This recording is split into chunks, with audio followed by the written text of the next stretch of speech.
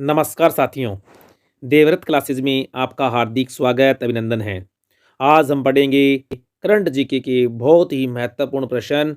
इससे पहले जिन साथियों ने वीडियो को लाइक शेयर सब्सक्राइब नहीं किया है, प्लीज़ वीडियो को लाइक कर दें, शेयर कर दें और देखते हैं आज का पहला प्रश्न। 26वें राष्ट्रीय युवा महोत्सव में राजस्थान के किस व्यक्ति को राष्ट्रीय युवा पुरस्कार से सम्मानित किया गया?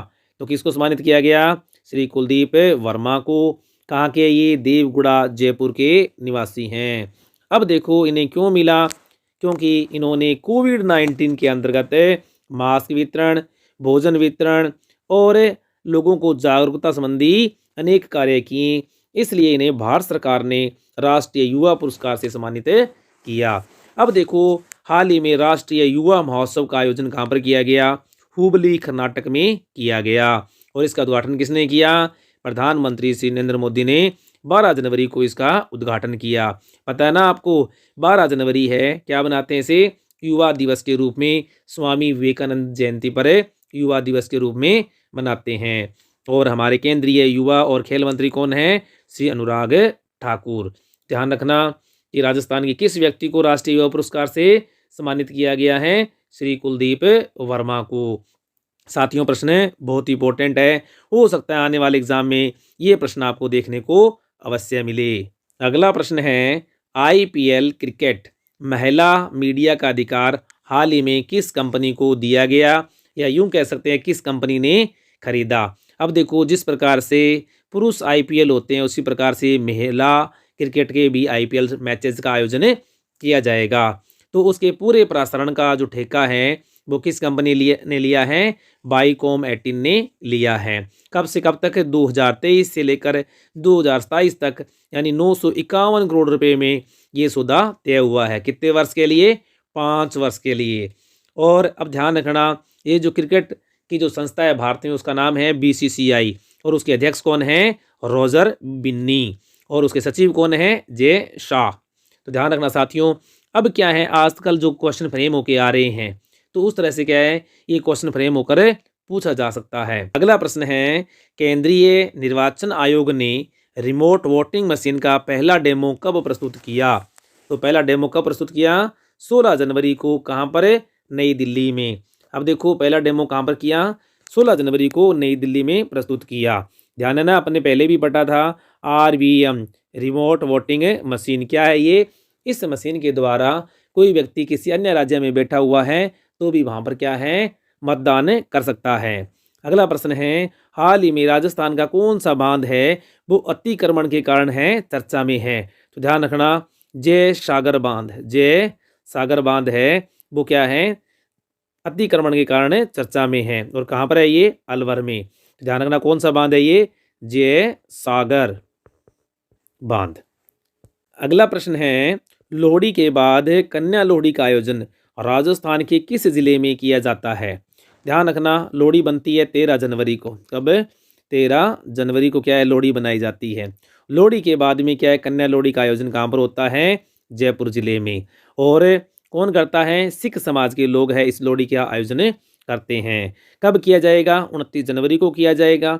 और इसके ब्रांड एम्बेसडर कौन है? ध्यान रखना, भावलीन और इसकी क्या है, ब्रांड एम्बेसडर भी हैं। क्या होता है इस लोहड़ी के तहत? इस लोहड़ी के तहत क्या होता है, 101 नवजात बालिकाएं यानी 0 से लेकर 2 वर्ष तक की बालिकाओं को यानी उनके पेरेंट्स को क्या किया जाता है, सम्मानित किया जाता है। साथियों वीडियो को लाइक कर दें, शेयर कर दें। अगला प्रश्न है, कितने स्टार्टअप्स को राष्ट्रीय स्टार्टअप पुरस्कार 2022 से सम्मानित किया गया है? ध्यान रखना वहाँ पर लिखा होगा NSA नेशनल स्टार्टअप अवार्ड। तो कितने स्टार्टअप्स को दिया गया है? तो ध्यान रखना 41 स्टार्टअप्स को ये अवार्ड दिए गए हैं। अगर पूछे कितने इनक्यूबेटर्स को दिए गए हैं तो 2 इनक्यूबेटर्स को, और एक्सीलरेटर को पूछे तो कितने, 1 एक्सीलरेटर को क्या है, सम्मानित किया गया है। अब देखो ये पुरस्कार कब दिए गए? 16 जनवरी को। क्यों? क्योंकि 16 जनवरी को क्या मनाया जाता है, नेशनल स्टार्टअप डे मनाया जाता है। किसने प्रदान किए? केंद्रीय वाणिज्य एवं उद्योग मंत्री श्री पीयूष गोयल ने क्या है, ये अवार्ड प्रदान किए। कहाँ पर? नई दिल्ली में अवार्ड है जो प्रदान किए। और साथ में क्या किया, स्टार्टअप मेंटरशिप ऐप है, इसका नाम है मार्ग, का भी क्या इन्होंने लॉन्च किया। ध्यान रखना, मार्ग जो ऐप है वो किससे संबंधित है? स्टार्टअप मेंटरशिप से संबंधित है। अगला प्रश्न है, संविधान पार्क के ऑनलाइन विजिटर बुकिंग प्रणाली का लोकार्पण किसने किया? ध्यान रखना, राजस्थान के राज्यपाल श्री कलराज मिश्र ने 16 जनवरी को क्या है ऑनलाइन विजिटिंग बुकिंग प्रणाली का क्या है लोकार्पण किया।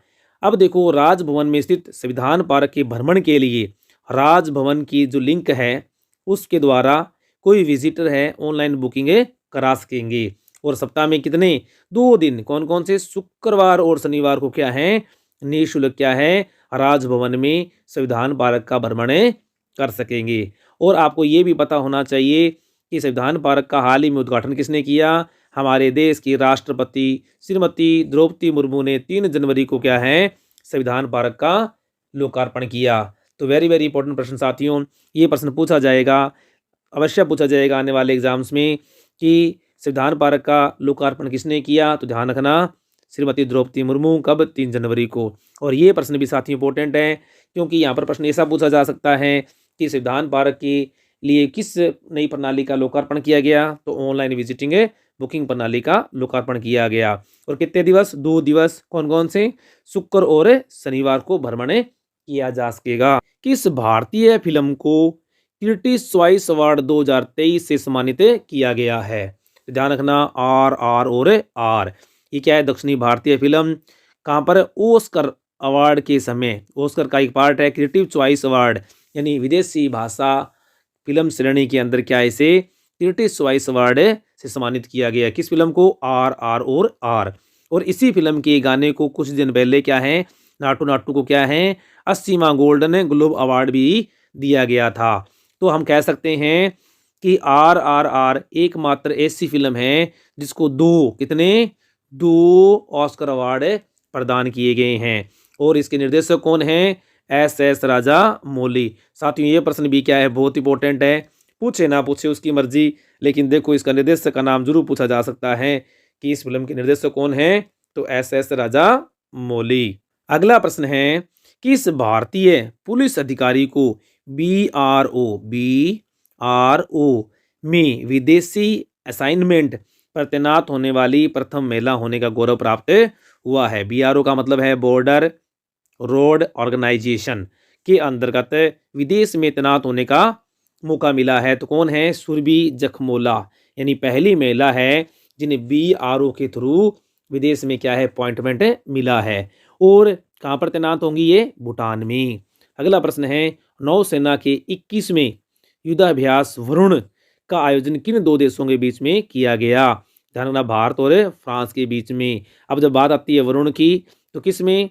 ये नौसेनाओं का क्या है युद्धाभ्यास है। और हमेशा भारत और फ्रांस की नौसेनाओं के बीच में होने वाले युद्धाभ्यास को क्या कहते हैं? वरुण। कौन सा संस्करण था इसका? 21वां। ठीक है, भारत और फ्रांस के बीच में 16 जनवरी को क्या है ये आयोजित हुआ। तो ये था साथियों छोटा सा करंट जीके का वीडियो को लाइक कर दें, शेयर कर दें, और चैनल पर फर्स्ट टाइम है तो चैनल को सब्सक्राइब अवश्य कर दें। Thank you.